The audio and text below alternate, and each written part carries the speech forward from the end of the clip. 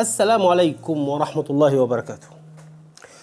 في يوم من الأيام طلعت في بث مباشر مع الشيخ محمد بن شمس الدين. متخيل؟ كان معانا أبو عمر الباحث.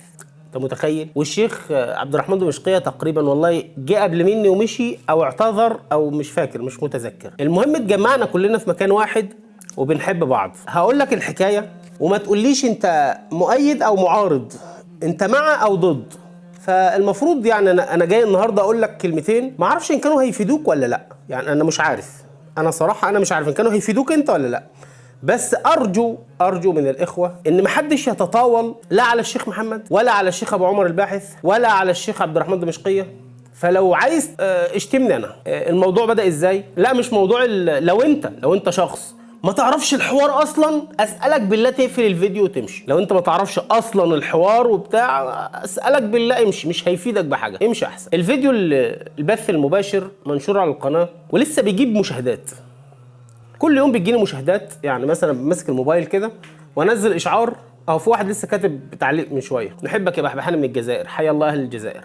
فبتبقى حاجه زي كده، الاقي حد بيشتم في ابو عمر الباحث ويكفروه، انت متخيل؟ وشويه الاقي حد بارك الله فيك يا بحبح، بس يا ريت ما تتعرفش على اللي اسمه ابن شمس الدين ويكفروه. ايه ده؟ ايه الناس دي؟ طب اقف مع ده ولا اقف مع ده؟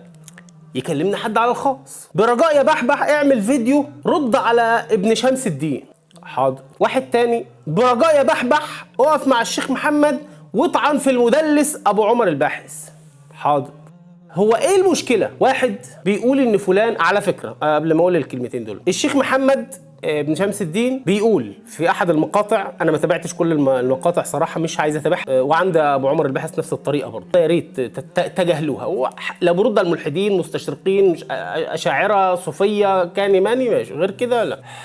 الشيخ محمد بيقول لما اتسأل هل ناخد من علم الشخص اللي عليه الليلة، مش عايز اقول اسمه، لو قلت اسمه من غير الامام فانا بتكلم على لسان الجماعه دول، لو قلت اسمه بامام فانا بتكلم على لسان الجماعه دول، لان انا لا هزود ولا هقلل، فانا جاي اشرح لك او جاي اوصل رساله للناس اللي شتموا من هنا وعايزين نقف مع دول، واللي شتموا من هنا وعايزين نقف مع دول. تمام. الشيخ محمد لما سالوه بيقولوا له نأخذ من علمه، قال حديث وذكر ان هو ضعيف: الحكمة ضلت المؤمن حيثما وجدها فهو احق بها. طب هو يقصد ايه؟ كل يؤخذ من قوله ويرد. الشيخ محمد عارف كده، يعني لو الحق مع هذا الشخص خد منه، لكن طالما وقع في باطل لازم اعرف الناس ان ايه؟ ان ده باطل. حلو. طيب ابو عمر الباحث هل يعترف، يعني هو هل بيدافع عن عقيدة الأشاعرة؟ يعني هل بيدافع عن الأخطاء اللي وقع فيها النووي على لسان الجماعه دول؟ لا، هو بيدافع ان انت ليه ما بتقولوش يا امام؟ يعني المشكله معاه ان ده، يعني ابو عمر الباحث لو بيدافع عن الاخطاء اللي وقع فيها او اللي وافق فيها الاشعريه فدي مصيبه. فطبعا هو ما بيعملش، لا يوافق او لا يدافع عن بعض الاخطاء اللي وقع فيها، كان النووي او ابن حجر، يعني ما اسقطش علمه. والشيخ محمد برضو ما اسقطش الجزئيات اللي بعيدة عن العقيدة، اي حاجة وافق فيها القرآن والسنة خد منها. المفروض بقى انا اطلع اعمل فيديو اقول ده مدلس، ده يا ارهابي، ده فاجئ، يا و والناحية التانية برضو ده. المفروض ان انتوا عايزيني اعمل كده صح؟ انا طبعا مش هعمل كده نهائي خالص، واللي يزعل يزعل، يعني اللي يزعل. انا بحب الشيخ محمد وهفضل احبه وهحترمه وبتابع كل المقاطع اللي بيعملها بعيد عن الموضوع ده خالص، يعني قليل لو دخلت على فيديو سمعت جزئيه او جزئيتين كده. وكذلك برضو الشيخ ابو عمر الباحث اي فيديو بينزله من غير الحاجات دي، مع انه بقاله شهر فيديوهاته كلها كده، اي فيديو بينزله لو جات لي فيديوهات غير الموضوع ده بخش اتفرج عليها عادي خالص. الموضوع اللي زعلني وخلاني اعمل الفيديو ان اغلب الناس اللي كلموني، ماليش دعوه بكلهم يعني الا من رحم ربي، اللي كلمني اسقط كل علم الاثنين، مش عايز اقول ده وده، يعني اللي كلمني من الجهه دي من جهه الشيخ محمد اسقطوا كل علم ابو عمر الباحث، وكل اللي ناحيه ابو عمر الباحث اسقطوا كل علم الشيخ محمد، يعني حذر منه و مع ان دي نفس الغلطه اللي هم خدوها على الشيخ محمد. يعني هم بيقولوا ان هو اسقط كل علم الامام النووي على لسان الجماعه دول. فانت ازاي بالمعيار ده؟ يعني ازاي؟ عشان مثلا هو بالنسبه لك الشيخ محمد بالنسبه لك خطأ، لكن اخطأ في شخص، فانت اسقطت كل علمه. انت بقى بالنسبة لهم اخطأت لانك بتدافع عن واحد اخطأ في رب العالمين، في صفات رب العالمين. فانتوا ازاي، مش كلهم طبعا، اسقطتوا كل علم الراجل اللي بيعمل كده؟ طب تيجي ازاي؟ يعني خليكم منصفين لله الاثنين، لله. يعني انا ما بتكلمش عن المشايخ، انا ماليش دعوه بالموضوع، انا ما بتكلمش عن المشايخ، انا بتكلم على اللي بعتوا لي تابع دول وتابع دول. طبعا مش كلهم، بعض اللي متابعني منهم، يعني اللي شافهم الاثنين على قناتي، اللي بيحب البحبحاني لوجه الله. فانا اسال الله ان يعيدنا الى ما كان عليه النبي صلى الله عليه وسلم. فنصيحتي انا بقى، مش هعمل زي بعض الناس واقول انا لا. انا عن نفسي، يعني الناس بتسالني ايه رايك يا بحبح، انا رايي لا مؤاخذه لا مؤاخذه تحت رجليك وملوش اي لازمه، انا البحبحاني يا جماعه خالص. فرايي مش هيفيدك، لكن الحاجه اللي بتزعلني انا، اللي زعلتني من الموضوع او اللي اغضبت البحبحاني من الموضوع، ان انا باخد العلم من كل الناس طالما يوافق القرآن والسنة. الشيخ محمد مش معصوم، أبو عمر الباحث مش معصوم، أنا مش معصوم، فلان مش معصوم، اللي بيتكلم عنه ده مش معصوم، اللي بعت لي برضه مش معصوم. أقبل الحق ممن جاء به ولو كان كافر، وأرفض الباطل ممن جاء به ولو كان مسلما. حلو؟ طيب أنت تقول عنه إمام ولا ما تقولش عنه إمام؟